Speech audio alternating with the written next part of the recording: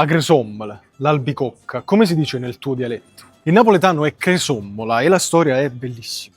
Crisommola viene dal greco antico crisomelon, che significa frutto d'oro, crisos, oro, melon era la mela, ma in greco antico anche qualsiasi frutto tondeggiante, quindi l'albicocca in napoletano è un frutto d'oro. Ma perché? Perché quei popoli descrivono il mondo con ciò che colpisce il loro sguardo. Immagina, immerso nel verde di quella Grecia, tra gli alberi antichi queste perle, le albicocche che da mature sono gialle, agli occhi di quegli uomini erano frutti d'oro. La storia dell'albicocca inizia in Cina, dalle antiche popolazioni che la coltivavano già 3000 anni fa, poi passa in tutta l'Asia, arriva in Armenia, che è il luogo dove viene coltivata per tantissimi anni. Infatti il nome botanico dell'albicocca è Prunus armeniaca, si pensava che fosse originaria dell'Armenia. Il frutto viaggia, passa in tutto il Mediterraneo, arriva nel mondo greco e romano, e per i romani l'albicocca era praecocus, cioè matura prima, il frutto che matura precocemente. Da Roma, praecocus, il frutto che viene in anticipo, passa ad un termine arabo, albarcook, che poi ritorna in Europa con lo spagnolo e il catalano,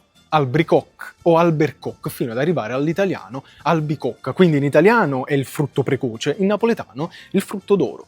Quando è che l'albicocca arriva a Napoli? 1583, la prima testimonianza è di Gian Battista della Porta, uno scienziato napoletano che in un'opera descrive l'albicocco, distinguendo le crisomele dalle bericocche. Questo frutto trova a Napoli un mondo perfetto perché l'area del Vesuvio ha i suoli di origine vulcanica, che sono ricchi di minerali, soprattutto il potassio, che è un elemento che influisce tanto sulla qualità del frutto. Ed è proprio la nostra terra fertile che dà vita all'albicocca vesuviana.